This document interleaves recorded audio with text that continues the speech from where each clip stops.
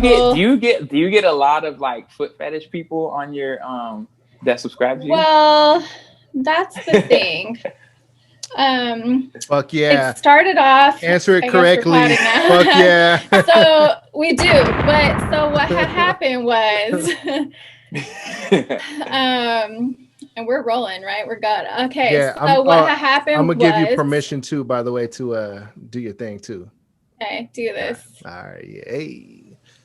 So yes, so we do get a lot of foot fetish people. So our audience who actually watches us like, weekly know that there was one episode like last year where I talked about a specific story about maybe 6 years ago when I lived in Oregon. I had a garden and I grew a fucking massive ass cucumber. So I took a picture of my foot next to this cucumber and I posted it on social media. Like an odd mixture. Like size. Well, it was a size reference. Like that's what it was. Like, what are you doing with that cucumber? Not like serving cucumber on my toes. Like that's not how that was. These were not slices. It was just fucking cucumber. And I posted that on the internet, and I got some message from a guy that I don't know, like in Dubai or something, who started asking me for foot pics in exchange for money. What a guy. And at that moment, I didn't know that was a thing. Like I was so naive to this whole fucking, like this entire world that exists that I didn't know about. Oh yeah, and that's a big thing. I made a comment saying I thought it was weird. Yeah. And a couple of foot fetish people, because we titled the episode Foot Fetish Talk. So a couple of foot fetish people took that comment straight up their assholes. Right up that. No lube.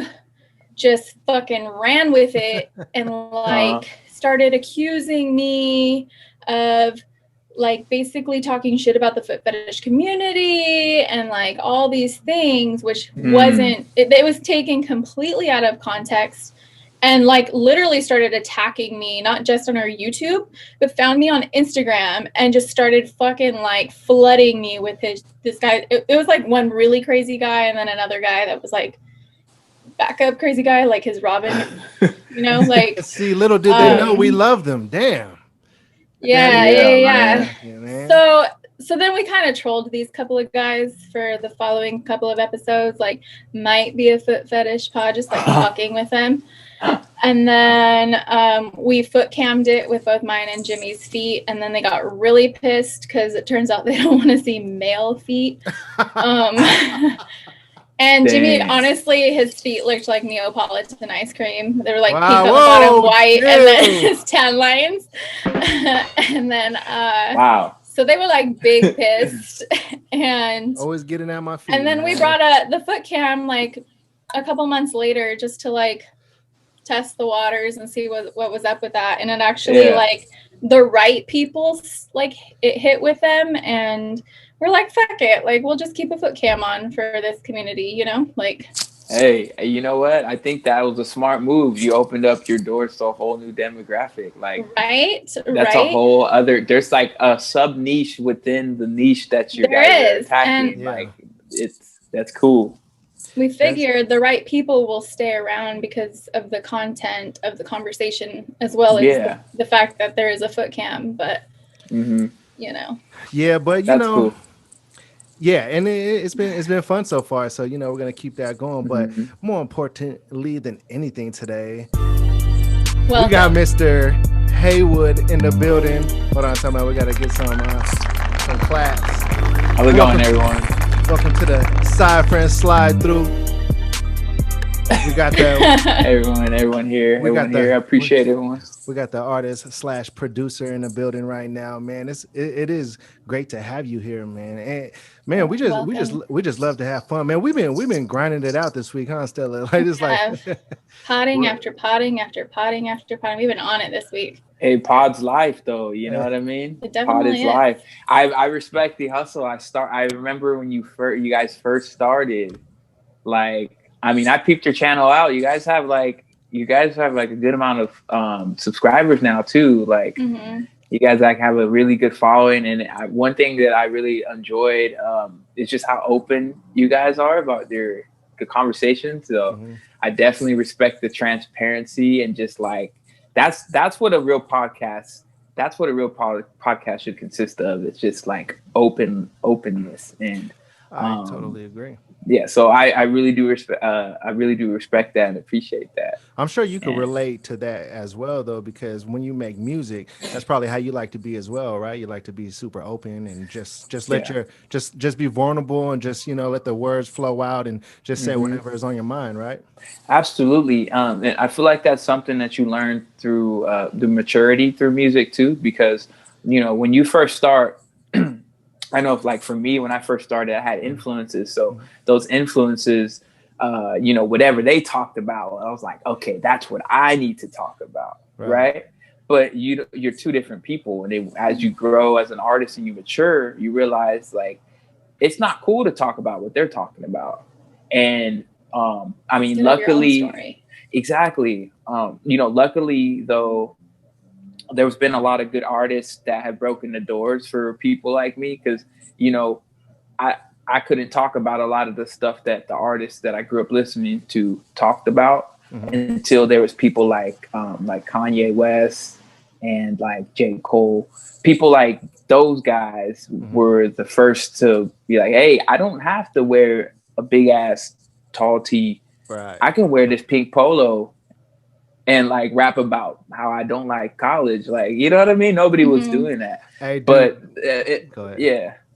No, I was just gonna say that all translates back to just being original. Before there was you can be original, but you kind of have to fit the niche of rap and hip hop. But I definitely feel like it's one thing that you learn. It's just learn to be open and free. That's how you create the best music, I'd say.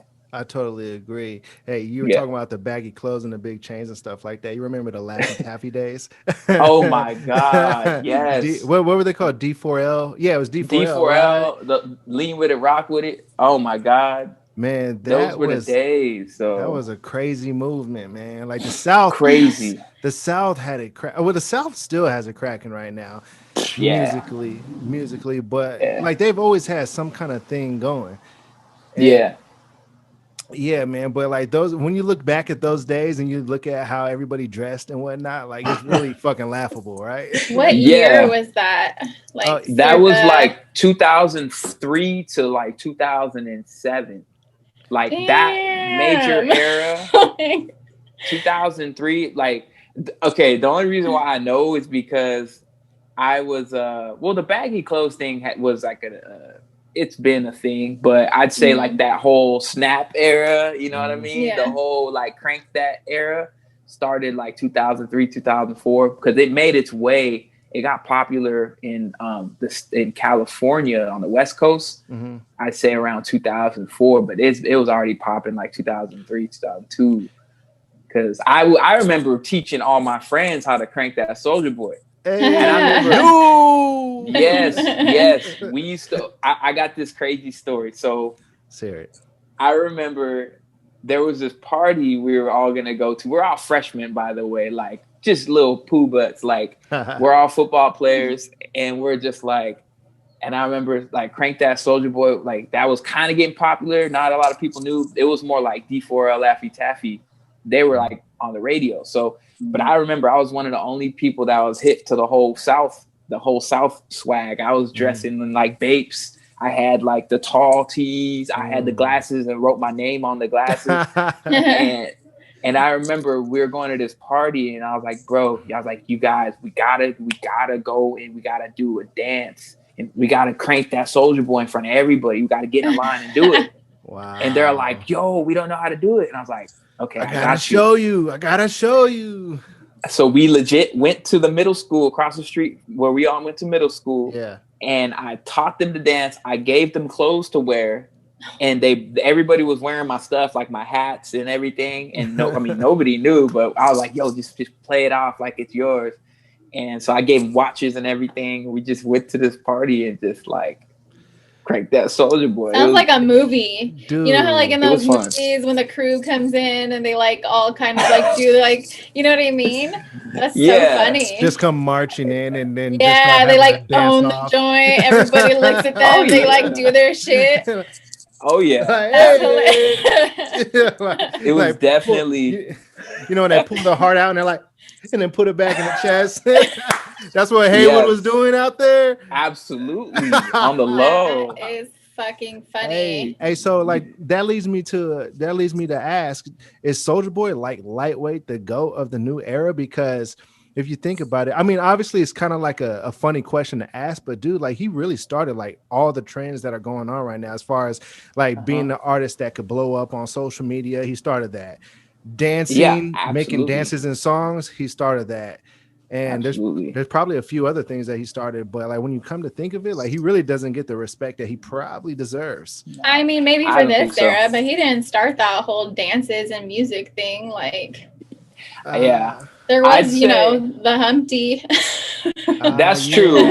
So my 2 cents on it is, it's funny you mentioned that because I created I was on Twitter and I made a list of the most influential rappers of the modern era of hip hop. Right. And that list consisted of Lil Wayne, Drake, Kanye West, Soulja Boy, and Lil B the Bass God.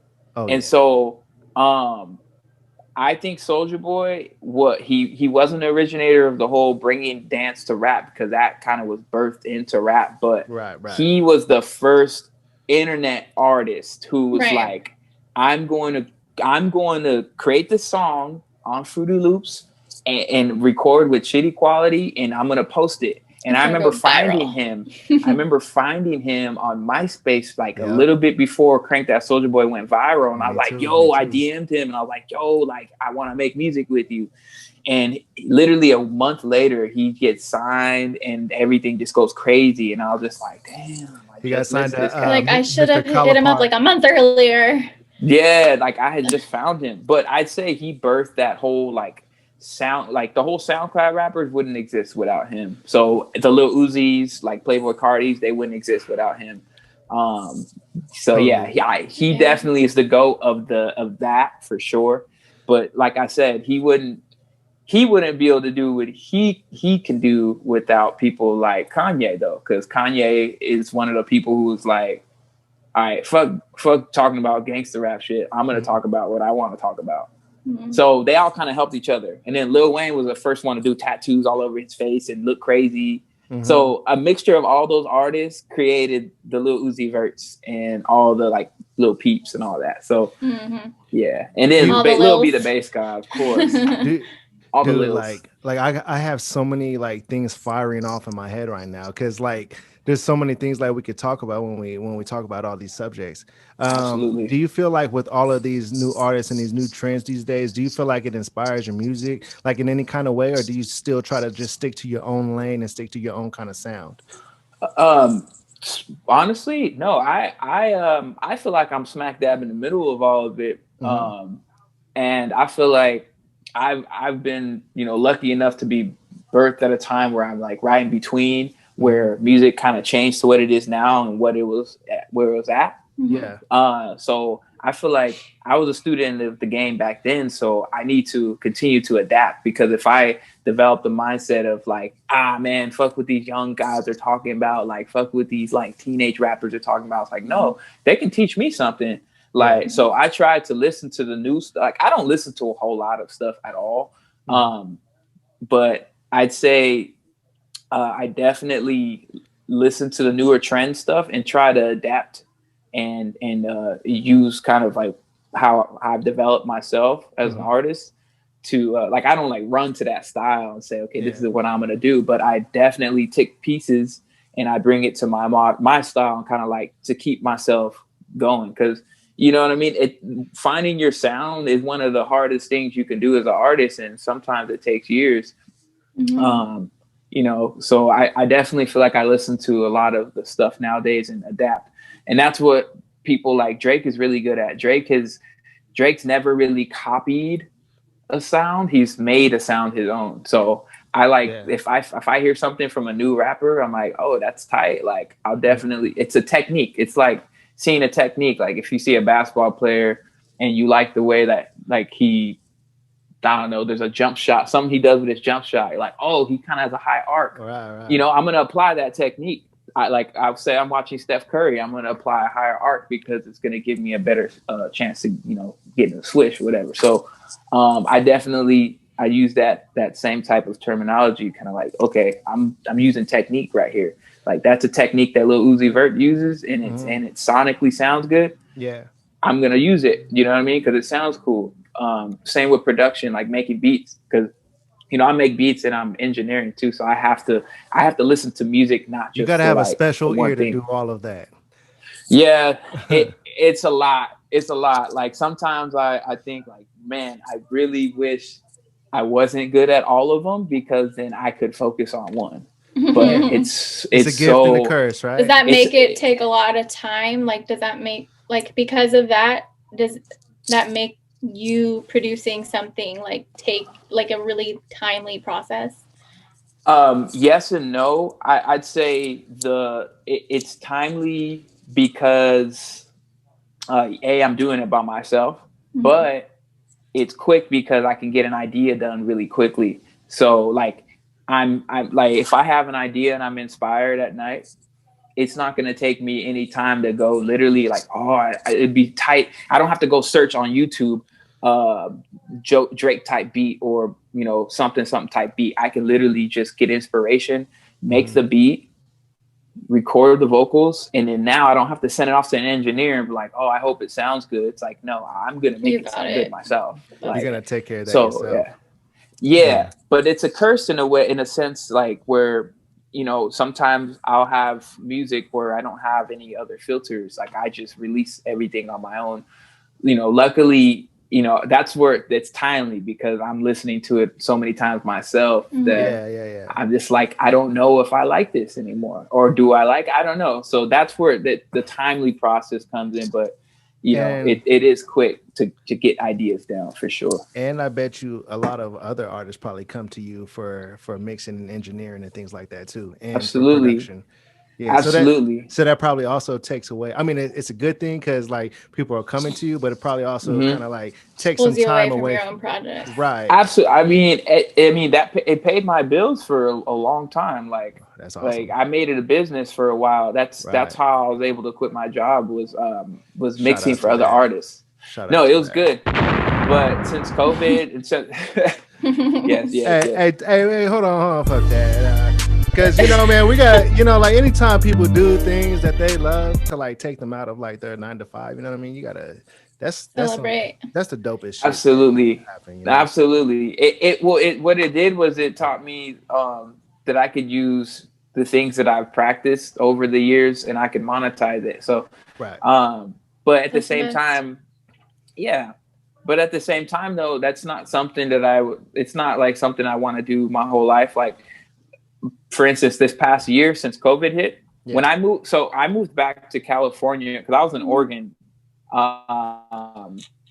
and I was in Oregon for a while, and I had a recording studio there. So I was recording artists for like 3 years, but I was still doing my own music and throwing shows and, you know, working with artists that were under my label and all that stuff. But I got to the point where, like, towards the end, I was like, man, bro, like, you didn't start music to record and mix and master other people.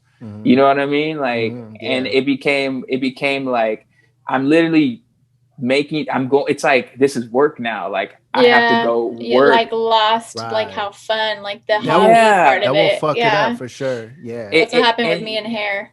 Yeah. It's like, you love to do it. Right.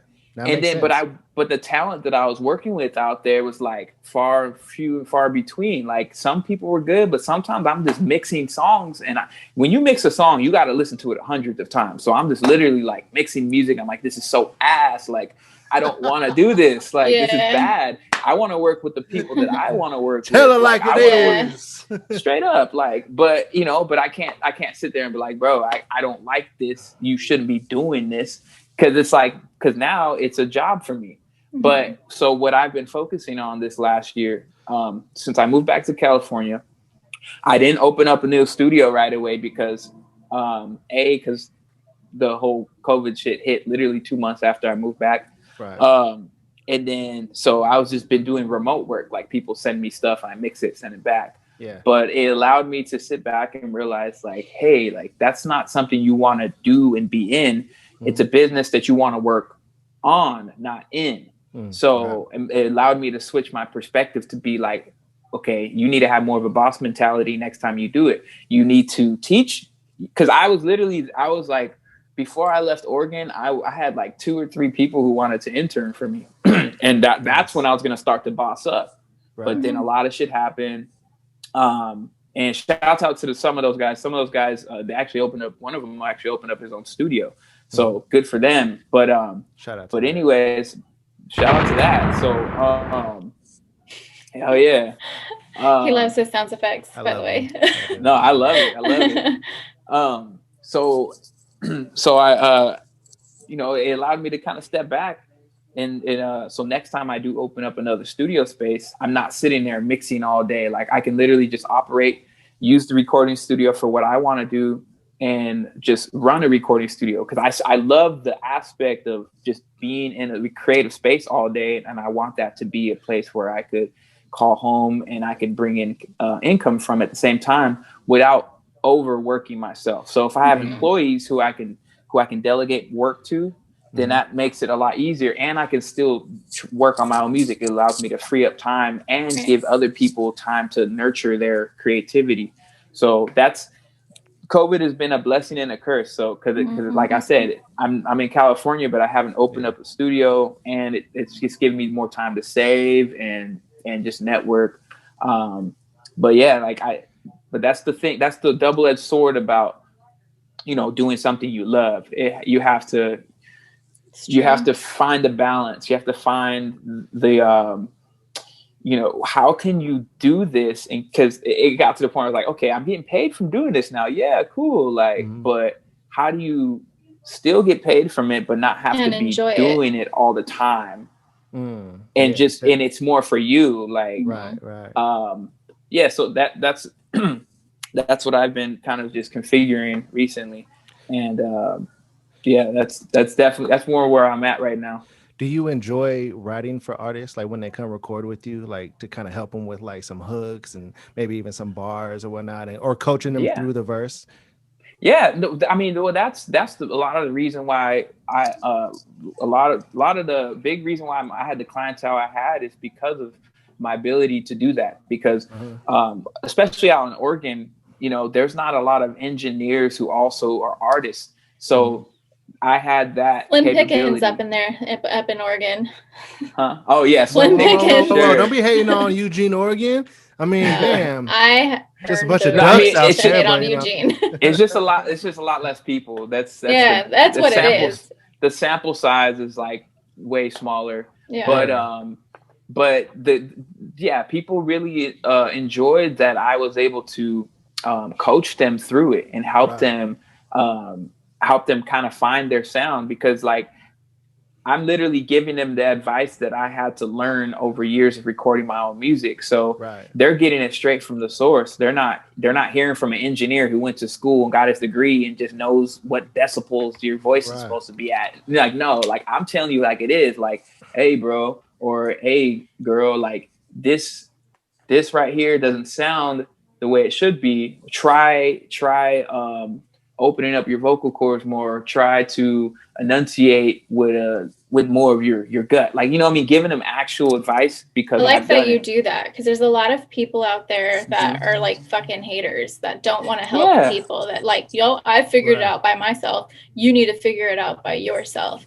I hate that mentality. It exists in all different kinds of, circles and professions, and it's just it's whack, dude. I mean, I feel it's good that you're like that. I feel like we're starting to see that a little bit with podcasting too. Like, and it should be the complete opposite with podcasting, because like all it is, like podcasting, I mean, I don't feel like a competitive thing when it comes to podcasting. I just enjoy doing it, and I think like you know, the more podcasts we could be on, just chill, have a good time, because that's what it really comes down to. Like, we just fucking hang out and chill and chop it up, and it's actually really relaxing. You know what I mean? I enjoy it, and I like.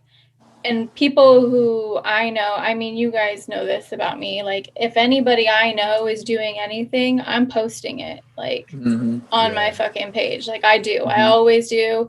I wish I did it more, but it's like, becomes work doing that too. You know what I mean? But like, I always try to support people who are doing their things. I mean, I'm posting other podcasts, even though I know a lot of other, I haven't seen any other podcasts post ours except for Fart Talk, you know? Right. Dude, that's how we met, Stella. Like, just like from like networking and like that's right, supporting, you know, people that you see that are out but there. That's how I am. That's how Christian met me, because I was at a show where he was performing with Skylar, who Jimmy actually knows Skylar. They actually have a song together. Hey, shout out Sky. Shout out to Sky, and shout out to Skyfire. And shout out to the fact that Stella just called you Christian and not your stage name. Sorry. No, it's fine.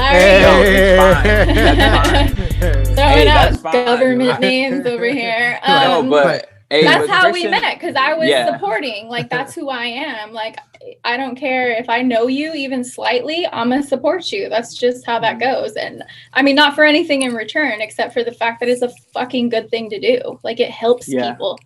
That's it. Right. That's what it's supposed to be for. Yeah. Dude, like I want to like play music on here like so bad. Like, I was telling Stella, like, man, like, we should have Haywood like send us some music, but we're like, damn, man, like, there's so many like copyright things that like even if like we have flagged, dude, like even if we had permission from you, like, we'll probably still get flagged just because your music is published and out there. You know what I mean? So like, I feel like on YouTube, like they have. You guys are just gonna have to go find it on your own. Go look him up, download his music. I have it on my phone already too, because I'll be supporting. Dude, I want to know. I want to know about the new track you got. It's gonna. Oh, like I had it playing a little bit in the background. Oh shit, we're about to get fucking flagged. Oh shit, which stands for Why Don't You Listen to Me? So you got that track dropping tonight. What's up with that track? Yes, that's dropping at midnight. So by the time people see this, it'll have already been out. Thank you for listening. If it brought you here, or you know, whatever happens. But yes, that's dropping at midnight tonight. That song, you said you wanted to know about like what it's about, or sure, tell me about it. Okay, well, so I have to backtrack, because the way my creative process right now, I got to give you some context. To hit on what you were talking about, yes, the hater mentality is whack. I love to give information because you end up getting it back tenfold. Yeah, totally. I actually got better as an artist because of how much that I helped other people. Like, my engineering career literally made me 10 times better at my own music. That's what I like about podcasting too. It's like people listen to shit and they learn things and shared experiences, and they like straight up. I love it. Just talk. Straight up. People just need to talk. Word. Absolutely. But yes, the single. So my creative process right now is so since I've done it so many times, I've had so many different reps. I've recorded for so many people, and you know, so I kind of have a good workflow with recording. So I haven't been writing at all. My last few, last like 10 songs I haven't wrote on paper. So that's dope. That's super dope. Okay, Jay-Z. Okay, no, Jay-Z. No. It's because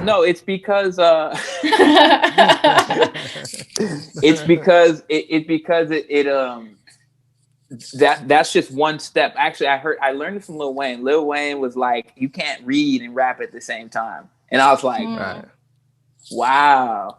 And so it made sense because I'm literally like the engineer too. Or P. Diddy, excuse me. P. Diddy. P. Diddy. He used to be Puff Daddy. So I know. He's still Puff Daddy to me. He's still Puff Daddy to me. You're still right, Stella. We still fuck with you. Hey. I called him Puff Daddy yesterday. But anyways, so I'm the engineer too when I'm doing my music. So I figured, like, if I can think of something, I'll literally lay it down one bar at a time. So if I think of something, I'll press record, lay it down, and then kind of like audition a few times. So that way I don't have to read from the paper. You hear the paper in the background and all that, or on my phone, like I have to do this. It allows me to just be there, not have to sit there and memorize it and just literally come up with like pieces at a time. But my process has been where I'll kind of like mumble.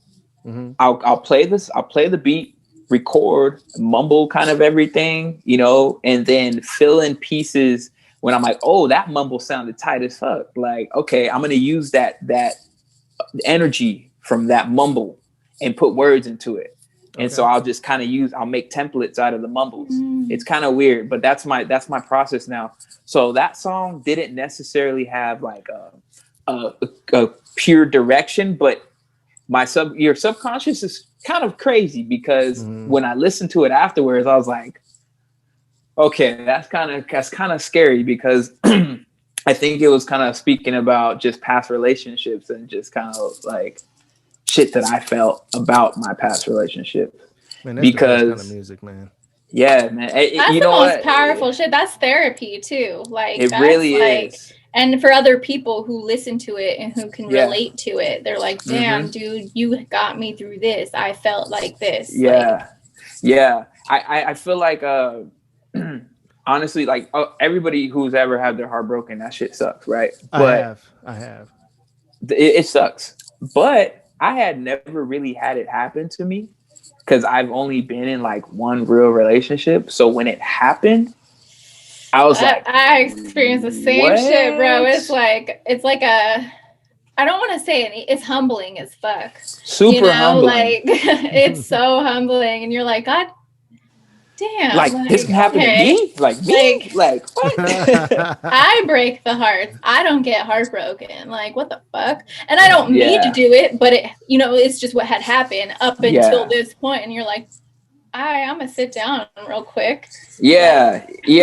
And and that's the thing though, the thing you learn from it, like you said, is humbleness.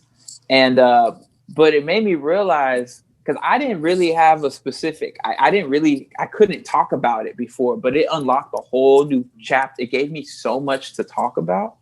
I didn't know that I could relate to so much You music. Opened a door, man. I made 3 albums after my last breakup. 3 albums. There you go. And I'm just like, wow, like this is the best stuff I've ever done. Thank you. Like, I'm so glad that happened to me. You know what I mean? Like, that's dope. That's the thing. Like, for those who believe in God or whatever, like things happen. Like it's not our plan. You know what I mean? Like shit happens and you don't like, sometimes really bad shit happens and it's a whole blessing and you didn't see it that way at the time, but then it turns out, holy fuck, like had that not happened, you wouldn't have reached the growth like that you are at right now. You know what I mean? Like you wouldn't have evolved to the next stage. That's true. That's very, very true. Like what's that? There's like a saying.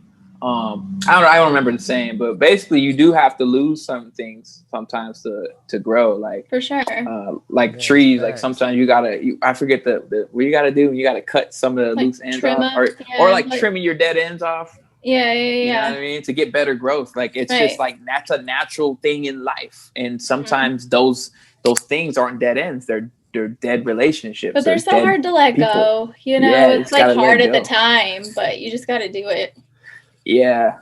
And you're so tunnel visioned when it happens, right? You're like, you know what I mean? You're like a baby. You're like, what? Like, what just happened? Yeah. But then, like, because I think about me from last year at this point, and now I'm like I was sad. Like, I can't even get back to that point.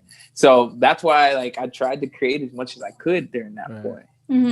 Just so that not necessarily to get the best music, but just to get my brain to the point where I could recreate that if I want to. I can tap back into that. Now I got a whole new level. Now I got a whole new category of just like music. You know what I mean? Because as a musician, you thrive off of things to stem your creativity from. Because a lot of people they get beat block or write block, and they don't know where to get their energy source from. Life experiences, man. That's like breeding grounds for all kinds of shit. Like absolutely, life is the best teacher. So really straight up. So I don't know if you know this, but I am the Nardwar of podcasting. Nardwar. Oh my God, I love Nardwar. I love Nardwar. I was just fucking around. But tell me about Santa Hey, Monica. what? Santa Monica College, the Corsairs? Tell me about it. What do you know? What? Okay.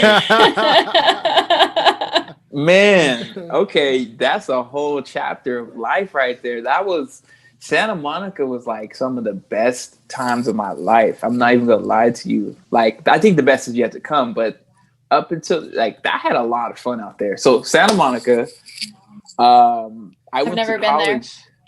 Oh, you would love it. You'd love it. You feel like if you like just nice weather, Bad you like it. bitches. I mean, I live in Yeah, San that too. Diego.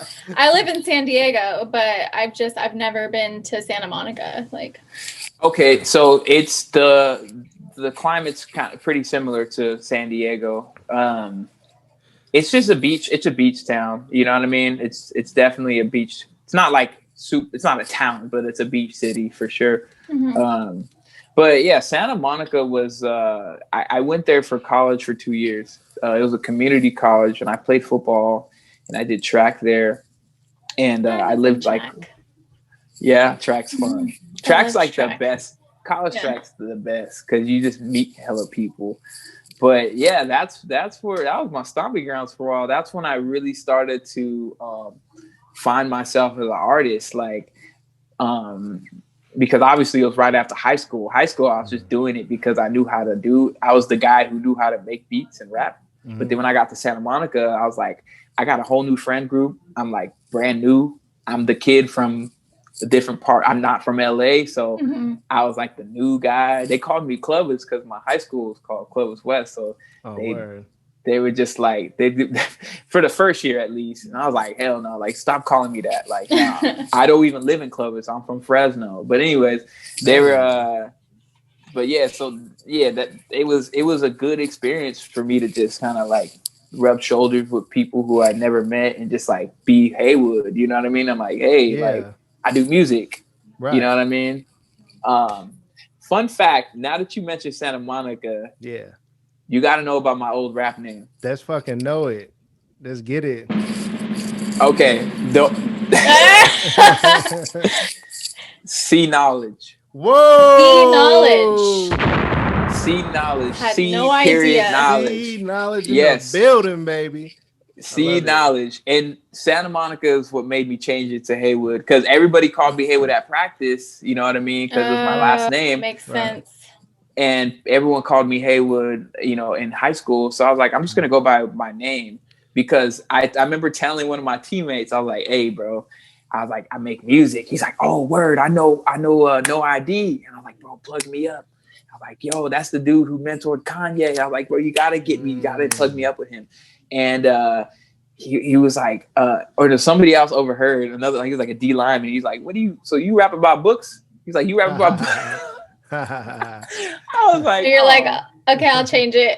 I was like, bro, all right, man, fuck. And I remember just being at practice, like, damn, like these dudes think I'm just some bookworm. Like, there's nothing wrong with it, but it's nothing like wrong with it. Yeah. They're all listening to Nipsey at the time. Nipsey was brand new at the time, and they were just like, "Yo, Nipsey, you gotta meet Nipsey." And I was like, "He's like, yeah, bro, I live like down the block from him." I was like, "That's crazy." That's before like Nipsey was on the come up in 2010, 2011, 2012. Right. So yeah, I remember that everybody was bumping Nipsey. So I was like, "Oh man, if I'm in here in LA, I can't be C knowledge." R.I.P. to Nipsey, by the way. R.I.P. R.I.P. Nipsey, man. R.I.P. Nipsey. What a great artist. Go ahead, Stella. Overall, just human. Yeah. Did you have a name before Jimmy Goods? Oh shit. Yeah. I want to know because Jimmy used to be in the music scene. Yeah. Ooh, okay. Yeah, in the Bay Area. Yeah. Okay. Got some bangers. I do got a couple bangers. But I want to know what your name was before Jimmy Goods. I went through a couple names before Jimmy Goods. My name before Jimmy Goods was just Goods. And before Goods, it was just like J Goods. And before that, it was Eskimo. Eskimo. Because I was a cold motherfucker back then. You're stupid. I like it. He's a fool too. So I like that. Eskimo's a cool rap name. I'm not even gonna lie. Yeah, I mean, there's a. Yeah. I'm surprised you didn't keep Eskimo, man. I know. I'm gonna text Christian one of your songs, Jimmy, just yes, so that please. he has it on his thing. Yeah. Please. Yeah. Shout out to my my previous profession, but now we're just out here. Absolutely. Hey, you know what? If it was a profession, it's still a profession to you. You just don't practice it no more. Well, speaking of Bay Area, and also speaking of your stomping grounds of Fresno before Santa Monica. Fresno. I got a trivia question for you, Mr. Haywood. Who was the gang? Who was the gang who did a bank robbery in Fresno? Bulldogs. Right? Who? It was the Bulldogs? They were famous. All right, so it was a gang. And they did a bank robbery in Fresno. Oh, are you talking about with Mac Dre and them? Oh shit, he's right. Yeah. Mac Dre, the Romper Room Gang. Remember? Yeah, I didn't know the name, but I know Mac Dre. I know Mac Dre did a bank robbery out here though. That's legendary shit. Yeah, I have no idea. I'm just learning shit right now. And no clue. And then he went and turned around and put it in a song. Yeah, he put the clip in the beginning of a song. Man, talk about rappers just going too soon, man. There's a lot of rappers that go from gun violence.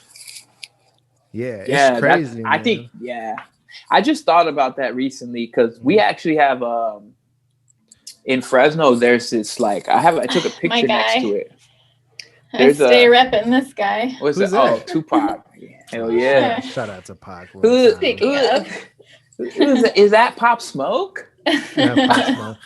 But him too, though. Him too. Yeah, no, straight up. I don't know who Pop Smoke is.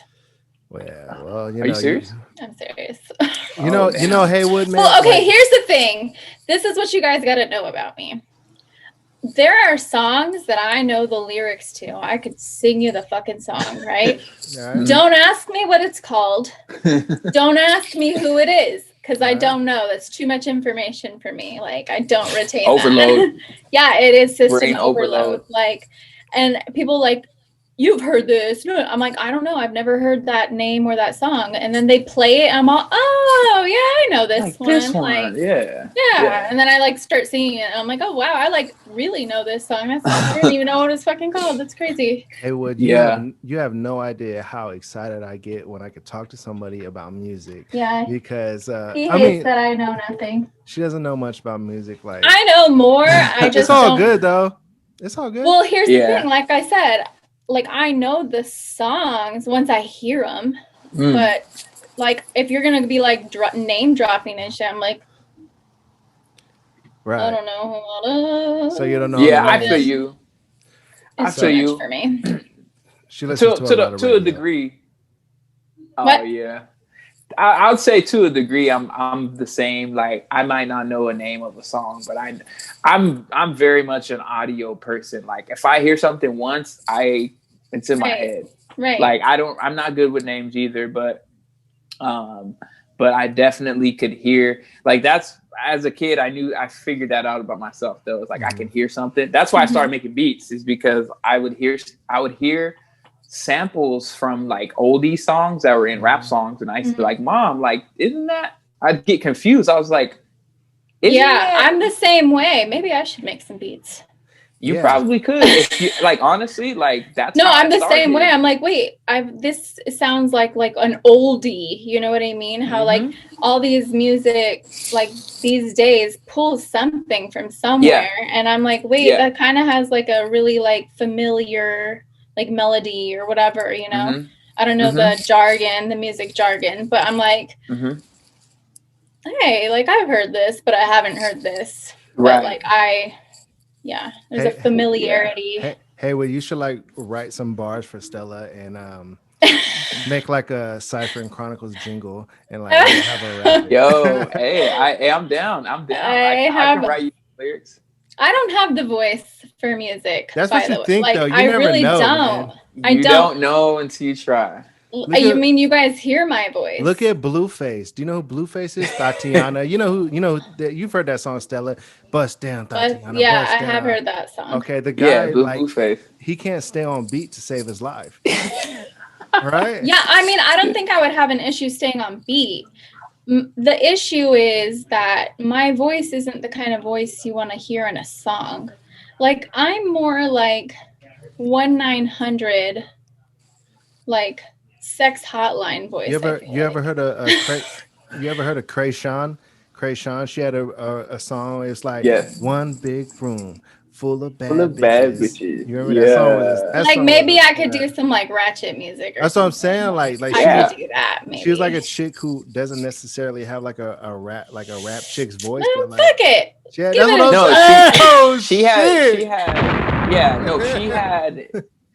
If you just animated your voice a little bit, like, because that's exactly what she did. She had this like valley girl, white girl voice, and she rocked it. She rocked it. She just did it. I mean, I wasn't the biggest fan, but that song was everywhere, like popping. I just need a one-hit wonder. That's all I need. No, hit. That would make me happy. If you're a one-hit wonder as an independent artist, you're gonna make some for real money. That's all I need. Oh yeah. You only need one. It really only takes one. That's like the truth in this industry nowadays is if you get one hit, like he says, as an independent artist, like that's all I need. Because so if that puts my name out there and my name is attached to the podcast, boom. Like that's all I want is the podcast really to flourish. So like let's lay down some Valley Girl ratchet tracks. I'm on this. Look, I'm setting this into motion right now. Okay. Shit. Oh, fuck. Okay. Look, like we're good. Let's just do it. Like I have my studio stuff's portable. Like you don't have to go to a studio. I can bring the mic and you can just record. Right there. It's easy. You're making it too easy. Yeah. Look, I recorded that I might song. have to do it. That the song is dropping tonight. Yeah. I recorded that in just like a regular room. I didn't record it in a studio. I recorded it in a room, and then the song that I dropped before that, I recorded in a hotel room with people talking in the background. Like, man, that's all you need these days, though, because like the mics, the software, you got the Pro Tools. Like, it's like you can edit everything to where you can. It sounds good still. You know what I mean? Like, as long as you got like a cool mic, you got like a cool software to record on. Like, all you need is your whatever your audio interface is, your mic, and some good software and some headphones. That's all you need. Absolutely. Like as long as you're getting quality, audio. That's what I learned from just being an audio engineer and working with people. I realized that the more you invest into those, really important pieces like a microphone and an audio interface, the less you have to do. You know what I mean? Like. Yeah. I have a really nice audio interface. This thing costs like $1,400, $1,500. But it's, and my mic is like the mic I have right now. That's a Sony, but that one's like another $1,500. But those it's worth it. Like it's worth it. It's an investment. It's an investment, and like with a cheap mic, I can record in a hotel, but there's a lot more work that I gotta do. You know what I mean? Yeah. So technology is crazy. I gotta do the thing right now, Estela. So sorry. He's gonna go pee. Hey, do your thing. I think while he pees, we should tell people how you and I met. Absolutely. I was thinking. So it was at World Pies. In Eugene, Oregon. For those of you who are familiar. World Pies. I went there to support our mutual friend Skylar, who was going to be performing, and it was a family-friendly environment. And I was able to attend. I wasn't able to attend a lot of things that you guys did because you guys used to have it up by that liquor store. You know what I'm talking about? That like in my studio? Yeah. And a lot of that was like adult shit. Like I couldn't go to a lot of the things that you guys did there because I was busy mommy. Yeah, there was a lot of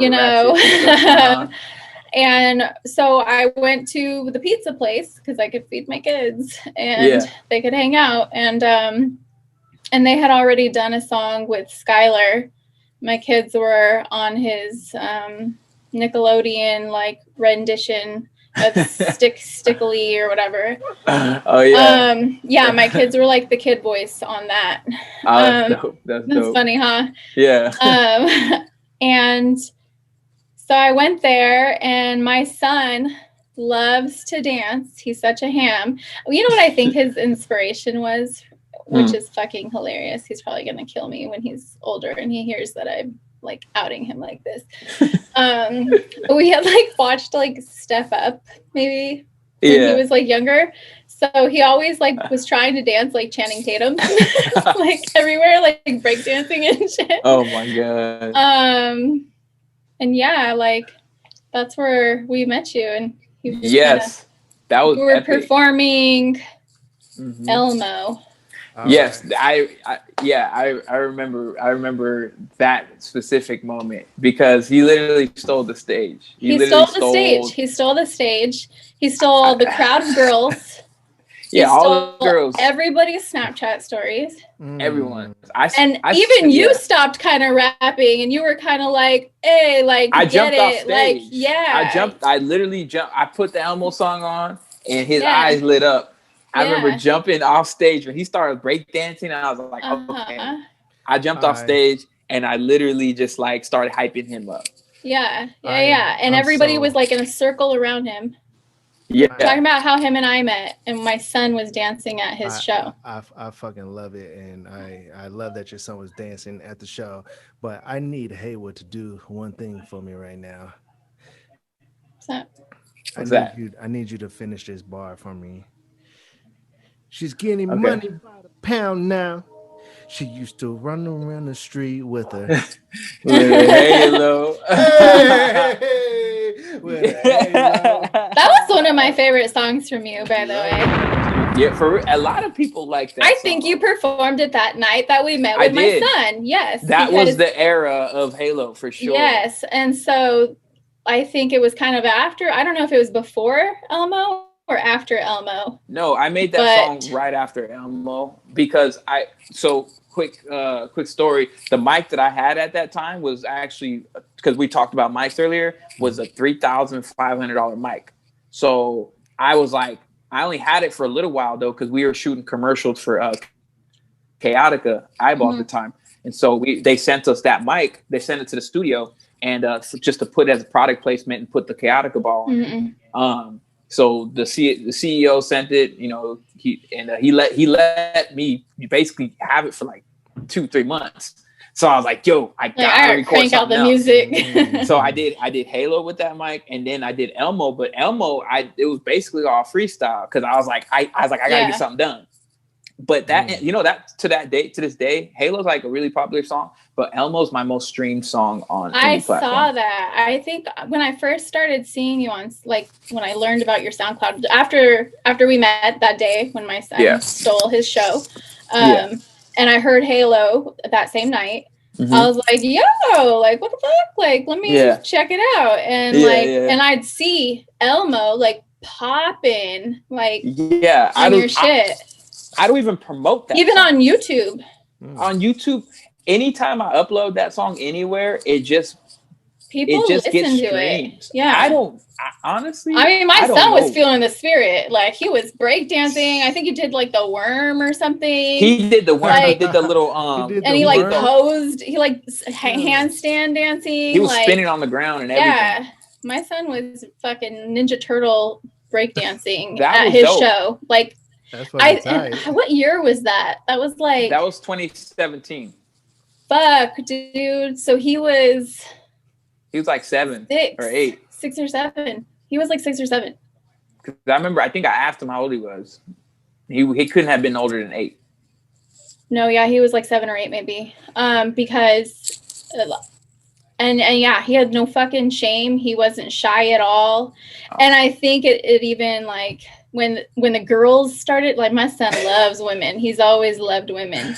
And like they had their phones out. He was all, fuck yeah, these chicks dig me, you know? Like, oh yeah, you got some major points. Oh my god, totally. He got all the points. I was rooting for him. Like I literally jumped off stage and was just like, "Oh, it's funny, Jimmy. You would have fucking died, man." But that so made me cute. happy though. That made me so happy. Like I got to breathe because I think he started dancing when the fast part started coming. So I was just like, I think it was the last song. Well, he was dancing in the back for a while, and then he finally like moved up to the front. And he was like, he kept looking at me like, "Am I okay? Like, am I gonna get in trouble?" I'm like, "Nah, dude, like, do your thing, you know." Like, go for it, yeah. And he went for it. I was like, "Fuck, all right." That was dope. My kid. That was dope. Do you remember when you can dance on the floor pre-COVID? Like, yeah. You remember when you could gather like that pre-COVID, like indoors? Yeah, you can't do that. It's wild. I mean, at least over here. Not here. On the East Coast, they don't care. My homies in Atlanta are like, bro, the South doesn't care. The South doesn't care. Florida been doing it, like. Yeah, Florida. Oh, my homies in Florida are like, bro, like what? Yeah, you were there. You were there last year, right? I was there in September for about a week. It was in September? Is that long ago? Yeah. I was, did I go twice last year? Maybe you did. To Florida? Yeah. I love Florida though. Because y'all were like shooting a video or something, right? Yeah, we went. Yeah, so shouts out to Country Kane, my bro out there. We went out there to network with him because he's my homie's cousin, and they were shooting like this dope music video out there. And you know, so yeah, we just went out there to network. But everything was. I went to an artist. What's it called? Like they have like actually that's where I got this from. That's funny you say that. I got this from there was this like girl outside selling beanies to support the event that was going on because it was a showcase for local artists. So I went to go peep the scene to go see who's out there. Mm-hmm. And she was selling these and shout out X United. I was just like, yeah, I'll buy one. United. I was like, I'll buy one. Do you know what I mean? Like, sure. Like, you know, and yeah, but anyways, everything was open there. Like this is September, mind you, like, everything was supposed to be shut down, but not over there. Like there was nobody wearing masks. They don't care. They don't care at all. They don't care. It was crowded. People were drunk. Like it was crazy. It's cracking. It's still cracking out there. Nobody's wearing masks. Vegas too. Oh no! Actually, I don't know if you saw, but I was in Vegas for like 2 weeks. I saw you were in Vegas, but I also went to Vegas in June. Man, what the fuck? I don't care if you didn't know me yet, man. You gotta hit me up. You gotta hit me up. Damn. No, man. Jimmy's in Vegas, but when we went in June, downtown Vegas is popping. Maybe not so much the casinos. Maybe the Cosmopolitan was. Everybody had masks. There's a lot of people there, but yeah, everybody had masks on. Everyone's masks. Yeah, but there's still a shit ton of fucking people. Mm-hmm. Oh yeah, you can gather, but you got to wear your mask. That's all. Mm-hmm. I'm pretty sure like they're like sanitizing like all the time. And some of the casinos are taking your temperature when you walk in. Mm-hmm. Yeah. At least downtown. Like when I went to downtown, because I was there twice last year. I was there for a week, and then when downtown area before you go in, they give you the little thermometer. But then when I was there just recently, they only check your temperature when you're checking in. So, like into the hotel. Mm-hmm. Gotcha. But I was on the strip this last time. Yeah. So, but yeah, I was there for too long though. Yeah. All right. Rihanna or Megan Fox? Rihanna or Megan Fox? Yes. Younger me would have said Megan Fox, but definitely Rihanna. I'm mature now, so. Oh, fuck yeah, man. She just got so much more to offer, like you know what I mean? Sure. She's just like, and she's natural. She's a natural. I love it. Megan Fox is natural too, right? Megan Fox is a natural beauty, but she does have work. She does. Mm-hmm, on her face. You know, Megan Fox is missing a finger, right? Did you guys know that? Yeah, she's missing. Oh well, you saw her like. Her thumbs are like this short. She has like her hand is like this, but like she always like whoever she's with, she always tucks it behind whoever she's with or holds it to her side so that you can't really see that. Yeah, she's missing a finger. This is news to me. Like I feel like I need to Google this. I know. That's mind-blowing. Sometimes Jimmy be talking shit. I know, like a lot of times I talk shit, but I'm being for real. Like, man, speaking of Megan Fox, while you Google that, Stella, so that you can confirm how correct I always am. You see who she like? This isn't like Machine Gun Kelly. This isn't like the celebrity. Yeah, she's dating him. This isn't the celebrity gossip podcast or anything, but just coming to my mind, man, that motherfucker has made it. I don't care. He started doing rock and roll music and made it. Oh man, yeah. Machine Gun Kelly. Yeah. No, bro, like I was thinking about it. I'm like, bro, he bagged Megan Fox. Like Machine Gun Kelly is like around my age. So it's like, bro, like we used to watch her in the movies as a kid. Like he bagged her. He bagged Megan Fox. Bagged her. And I'm just like, bro, he made it. Like that's straight a stat. up. That's a big stat right there. Big stat. So that whole Eminem beef, I was like, bro, he got Megan Fox though. Like, I don't know, man. Like he just kind of went and just. And she was married though. She was married like recently. Like I guess, to the guy from 90210. Yeah, 90210, like the old guy. Brian Austin Green or some shit like that. I think she's just hiding her thumb because her thumb's fucking ugly. It's like an inch long. It's like a nubbin. No, there's an actual finger that's like missing. I'm telling you. There's a picture that makes her finger look missing because of a jacket. So am I wrong? Everybody, this is a rare moment on the Side Friend Chronicles. I might potentially. This is actually it's fucking on brand for the Side Friend Chronicles because Jimmy's oftentimes wrong. See, she's tucking it behind a fucking jacket. I feel like if you're watching this or listening to this right now, you know that Jimmy's oftentimes wrong. Dude, why I don't Haywood, like all the time, like people be in the comments like, actually, Jimmy, you're wrong this time. I'll be like, what the fuck? It's true. Everybody always the gang.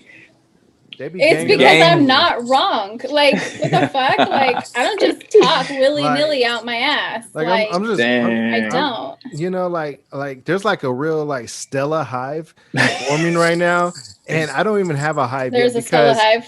It's because they don't like your toes. No, because you got your feet out now. Huh? It's because you got the Neapolitan feet. She's got. Hey, time out. Chill. Hold on.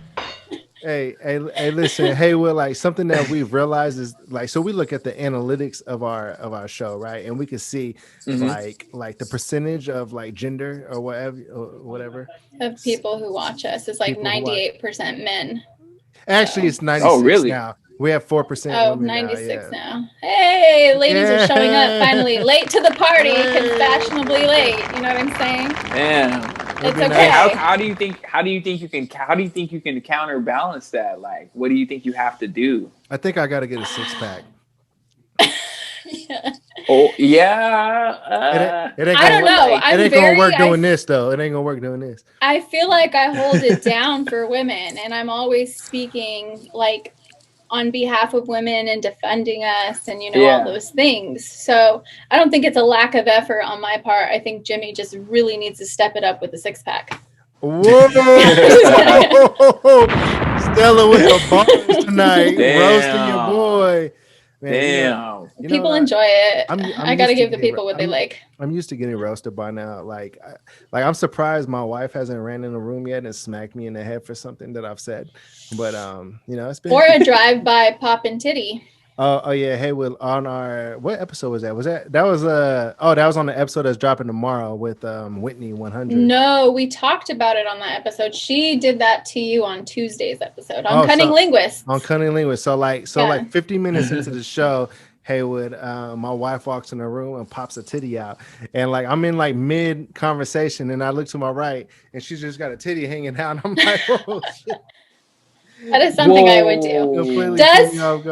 Does she, when you're bending over, thrust you, grab you by the hips and thrust you? Dude, I tell you something. That's what I do. I am that bitch. I'll keep it for sure. I'll keep it 100 because that's all I do on this podcast. She does something that really fucking pisses me off. Like if I'm bending over, she fucking like pokes me in the ass, and I'm like, "What the fuck are you doing?" Like it really actually irritates me, and she knows that. Like, come on, like I don't like that. She's like, no, shade on any guy that likes fingers in the ass. I am particularly not one of those guys. So you don't like the credit card? No, I don't like any kind of ass play. Like, don't fucking take my ass. And she does it because she knows it pisses me off. And she'll like, she'll do that. Like, it's just whoop, TMI, So, Haywood, I don't know if you know, but this is like the TMI podcast, really. Hey, man, I already know. I was expecting anything, so I was for sure. No, man, man, you just been keeping it so 100, and like everything we're talking about, like you've been going in depth with everything. Like we haven't had an opportunity to really go there, so Yeah, which is fine. We're learning. I'm glad that you feel comfortable enough to do that with me around for sure. So has anybody ever credit carded you or thrusted you? So my last relationship was pretty long. So yeah, I used to get thrusted all the time. I was like, yo, but oh man, we gotta get a laugh track to that. But I would do it. But I would do that a lot too, though. Yeah. I would go in, like in. Like, he's like, no, for real. Like I had the lube out and everything. Like, ooh. The best was like when the most vulnerable, like when they're going in the oven, like getting stuff from the oven. If I burn myself, I'm gonna fuck you up. Like, hey, that's you know what? Fair, cool. All's fair in love and war, right? Exactly. So yeah, no, I used to whatever I used to get, I deserve it because I think that's just my personality. I'll fuck with I fuck to with play. You. Playful is fun.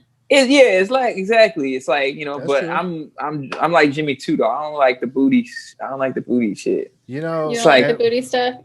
You've never had a finger in your ass before, during sex. No, you've never experimented like that. Do you think that a man enjoying that you'd have to exclusively be gay, or do you think that I don't believe that at all. Okay, I don't believe that at all. I think Jimmy thinks you have to be gay to enjoy it. I don't think that. I don't think that. I think that there's a lot more rules with guys. It's like it's either one thing or another. It's either like black or white with guys. Like girls do kind of like borderline stuff all the time. Yeah, we're pretty gray. Like, you know what I mean? So I'm personally not into like the whole booty stuff, like and all that other stuff as a guy. How do you know if you haven't tried it? No, I just know like Estela. I just had to ask. No, I feel you. No, okay. Check this out. When I was 14, I had to I couldn't eat because I had pancreatitis, so I couldn't eat anything, and they had to put a pill. They had to check your. And stuff. I didn't like it, so that means I don't like it. So, okay, well at least you know, you have an experience that that you could back you up on this, you know what I mean? And my nurse was fine too. She was bad. And you still didn't enjoy it. Yeah. And I was like, no. You know what I mean? Yeah. I was just like, damn. And she I'm telling you, she was bad. Like that was like the baddest nurse I've ever had. And then but yeah, I didn't like it.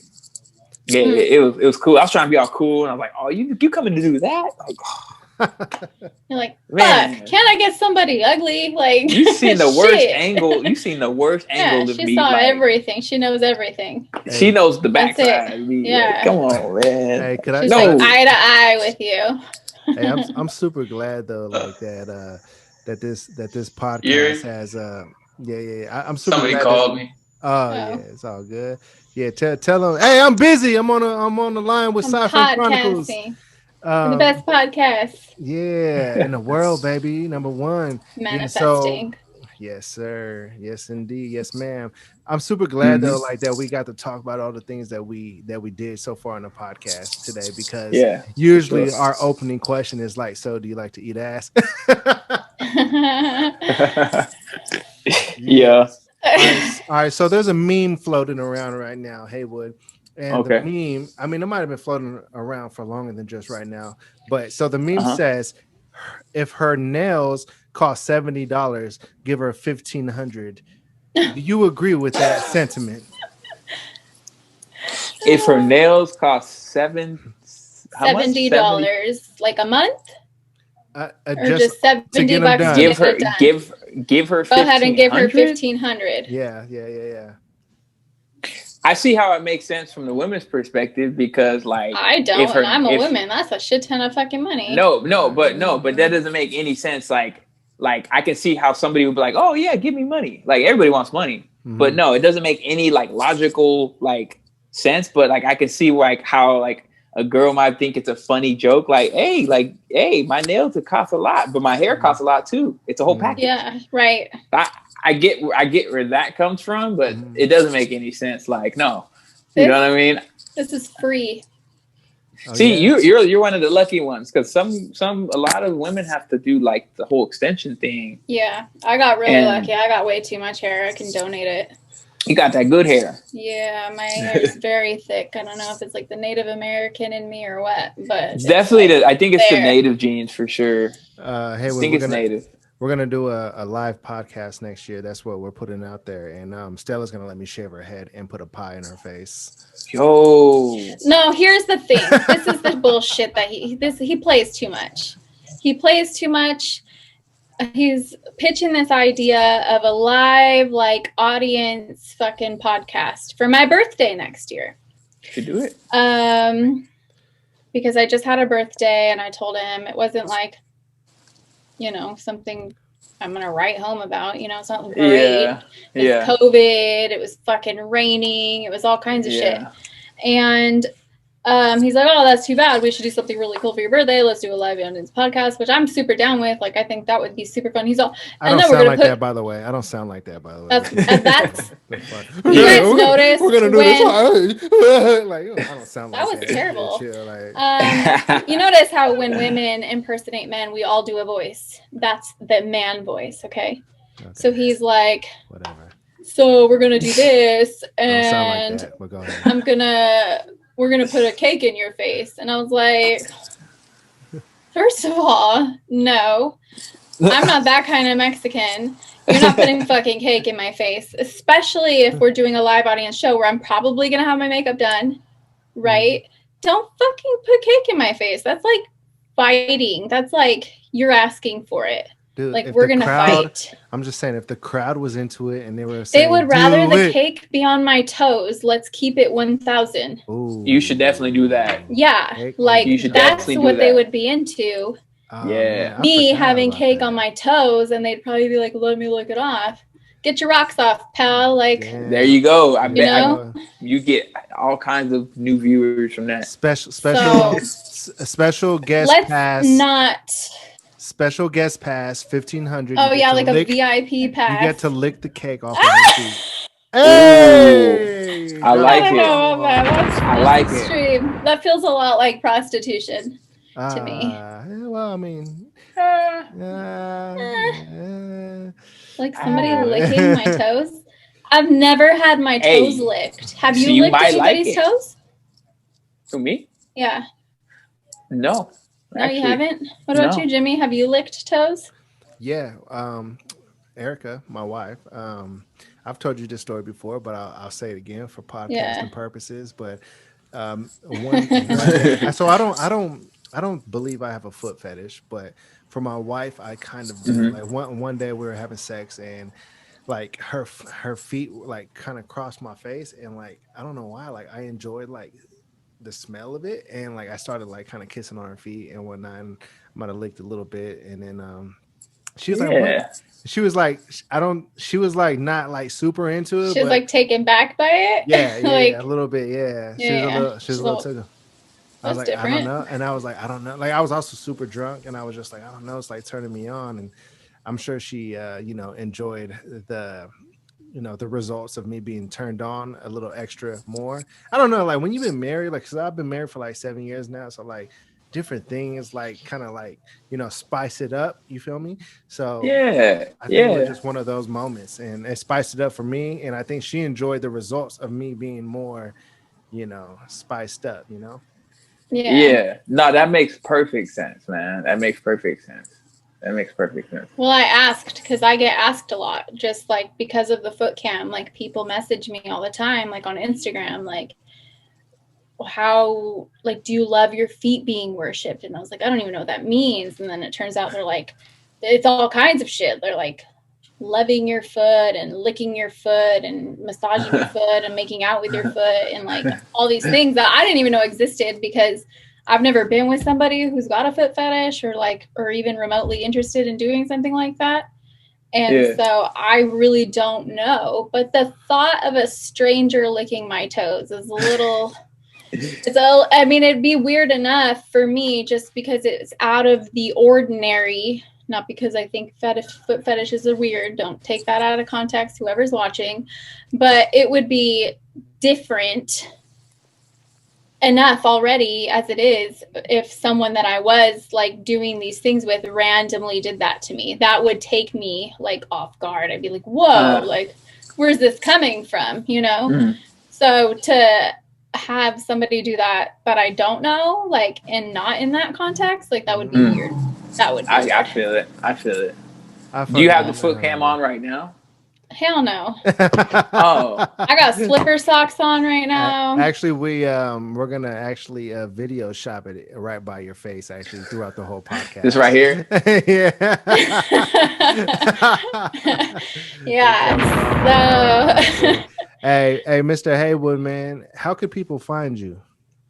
I don't want people finding me. No, I'm just playing, But no, you can find me pretty much. I have a website I'm working on right now, so don't go through there. But my website, though, for future purposes, I don't know what's going to be.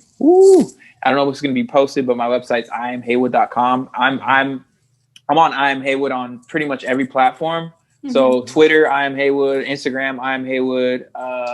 Clubhouse, I Am Haywood. SoundCloud. If you're on SoundCloud, it's I Am Haywood. But if you're looking for me on because I'm on every major platform. If you just look up Haywood, wow, I think there's some thunder going on. It's been raining a lot. But anyways, it just started raining here too. Yeah. But yeah, anywhere, pretty much across the board. If you look up I Am Haywood on Google, you'll pretty much find like everything you need. I'm pretty easy to find once you know, if you just look up I Am Haywood, because I try to make that as like transparent. I know, I do the same thing. Yeah, like if you got to keep it basically. It's just like passwords, man. Yeah, like passwords. You know, there are variations of kind of similar thing for me. Otherwise, I'd fucking forget everything. Yeah. Terrible. You're not supposed to do that, but there you go. I know. Don't tell nobody. I know. And then Pornhub, I Am Haywood. Man, you know what, man? I just recently took. What's your OnlyFans? My OnlyFans, I Am Haywood. I just took down on my videos off Pornhub, man. I was like, you know what? Too many people been watching this. I'm taking it off. Oh man, I honestly wouldn't mind putting my music behind a song on Pornhub. Though I ain't gonna lie. Hey. I mean, behind a video. I might have a video. No, I'm just kidding. Whoa, shit! Send it through. Yeah, girls are free. What? Send it through. I'll put the video behind it. I mean, put the music behind it. This is like a side note, but I've always thought it'd be cool to get into the production of that industry.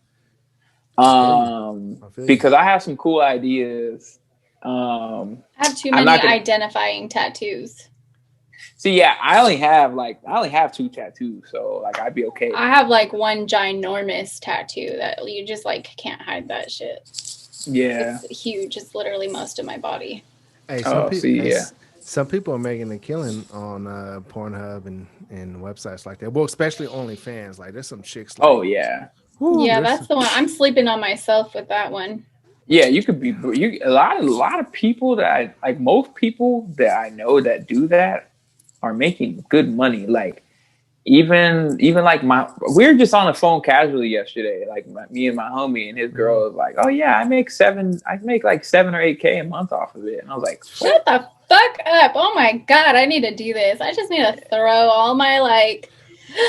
But what makes Stella, me nervous about it away. But like, I feel like what you're doing though, as far as like podcasting and just working on your podcast, like I am. That's where my energy goes. I'm talking like I'm not a part of it, but like you're working on your podcast. I feel like that's more of a profession that's like has longevity. Like how long is like OnlyFans gonna last? You know what I mean? Right. Like, I feel like at some point it's gonna have to be done. I mean, like at some point these women need a personality. Like I get it. Like people need a personality at some point. Looks and things like that will only get you so far. But see, the thing about this is my kids are hungry today. Right. Yeah. No, I'm just kidding. I have a suggestion though, because a lot of people have this have a misinterpretation about OnlyFans. OnlyFans is it's not just for like being naked on the camera. No, it's not. That's true. People are actually doing like their actual talents. So you could technically do a segment of like, say, I would wait until like, you know what I mean, like gather up more subscribers and stuff. And then like you can do like a small segment of like, kind of like, you know Patreon. what I mean? Well, yeah, like you know, we need to start a like, Patreon, by the way. Yeah, we do. People have been requesting us to start a Patreon. Yeah, they actually have. Yeah, because there's people out there who want to support the little guys, you know, like, and so and that's fucking dope. And I don't think a lot of the average person has no idea what goes into podcasting or creating music or just being a creator in general. Like a lot of time and energy and resources are required to like make things like work out, you know what I mean? Yeah. Even just little things that people don't think about. Like we do this on Zoom and internet costs money, you know what I mean? Oh yeah. The tools we use, the laptops, the headphones, the things like this, and like the time that like we have like our full-time jobs, but then on the outside, you have to be spending your time networking, coming up with ideas and topics and editing and designing of things. And like, we're trying to do a website. I mean, I've been fucking working on this thing for stupid long, like it's taking me too long. And she paid like heck of money for it too. But I paid a lot of money for the domain and everything. And I just haven't published it. I mean, it's like halfway there. I just got to fucking sit down and knock it out. But it's like, who has the time all the time? You know what I mean? Yeah. Like a lot of my time is spent networking. Like I am striking up conversations with people so that I could like get us out there, you know, and that's a lot of energy and time. Like people don't get it. But you know, there's a lot. Go ahead, Haywood. Oh no, I was just saying, that's a lot. There's a lot that goes into it as a creative. There's tons of things that people don't see. Dude, I fucking love being a creative, man, and just creating, you know, whatever it is that I'm creating at the moment. And I love this podcast shit because, you know, like I said, we're just having a good time and chopping it up and getting to know people, and you know, and then we're putting it out there and people are consuming it however they're consuming it on YouTube or on the podcast platforms or whatnot. Damn, man, it's touching people where it needs to, how it needs, you know what I mean, here and there. However, you know, like that, I love that shit. Yeah, like you mentioned earlier, you never know. You never know what you could say that might impact somebody. Exactly. It could be something so small. And I think it all stems from me like, being a teenager and nobody talking to me about anything. Yeah. You know what I mean? Like, I was just like, I didn't have... Like my mom was working, my dad was working, like, and I was an older sibling. Like, who did I have? You know, like nobody mentored me, and I feel like you learn so much from listening to people's experiences and like being able to share stuff like that. Like, I think it's really important. Absolutely, that's why I love this. Even if we're fucking around, like I love that you learn something, you laugh. Yeah. I love that, like, when you enjoy doing what you do, that having the consistency, it doesn't feel like anything to you. You're just like, oh yeah, let's do this shit, you know? Like this being our third episode. This is our third recording of an episode this week. Damn, you're going in. Yeah, we're going fucking cranking it out, man. That's good. That's really good. That's good. You are going to be, let's see, we got 37, yeah, where am I at on the schedule so I can... You're episode 39. You're dropping on the 5th. Let's go. February? Yeah, February 5th. Right, that's perfect. Your day. By the way, Erica just walked in fully butt naked. Shouts out. He's like, I gotta go. Hey, that might be your cue right there, man. That is There my you cue. Yeah. Well, thank you, Haywood, for joining Of us course. today. We really Of appreciate course. it. And just one more time. So, like on Instagram, it's what at I am Yeah, Haywood, right? I am Haywood. So I am Haywood. Just the letter I, the word am, and then Haywood, HAYWOOD. And yeah, you can find pretty much everything that I do through that. I actually just updated my website. I do merch as well. My brand's called L Click. L is Hebrew for God. And so yeah, I'll send you guys some stuff too. If you do the foot stuff again, Stella, I got you on some stocks. Hey, Whoa. I got you on one of our t-shirts too. Oh yeah, we can trade. Let's trade some merch. We could Definitely. trade. We'll Advertise some for trades. each other. Hey, you gotta give me some too, though. Hey, what I'm trying to rock it too. I got you. No, of course. I'm getting both of y'all stuff. I'll get y'all beanies or something because it's still kind of that time of the year. So yeah, for sure. You just gotta text me your address and your size, and I got you. Got you. All right, everybody. Well, thank you for watching episode. I don't know what episode is going to be actually. This is going to be 39. 39, right? Yeah, episode 39 with Mr. Haywood. All right, everybody. Thank you for watching and listening. We will catch you episode 40. We're out.